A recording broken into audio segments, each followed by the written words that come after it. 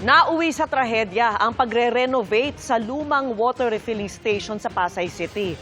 Patay ang 2 trabahador matapos matabunan ng gumuhong istruktura. Nakatutok si Jomer Apresto, exclusive.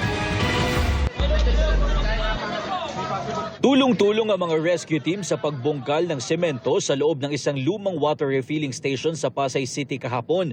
Hinahanap nila ang ilang tao na natabunan ng semento matapos gumuho ang istruktura na isinasa ilalim sa renovation.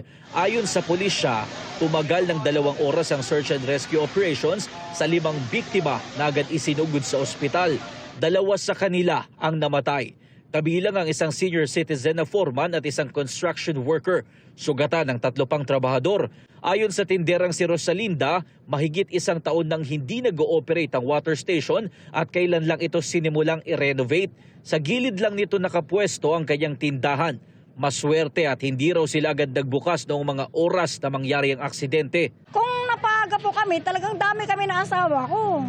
Kasi po diyan kami sa bintana, malakas yung impact nung mga bubog. Kasi umabot pa po dito eh. Lumalabas sa investigasyon na hindi matibay ang naging pundasyon kaya gumuho ang kisame at nabagsakan ng mga biktima. Ayon sa pulisya, illegal ang ginagawang renovation sa water refilling station. Wala pong metal scaffolding, no? Tinukuran lang ng mga kahoy. Initial investigation po, no building permit po talaga yung ginagawang struktura. Kaya po, doon pa lang po mayroon na po silang violation. Hindi rin umano sumunod ang may-ari sa health and safety standards dahil walang mga proper safety gear o kasuotan ang mga biktima.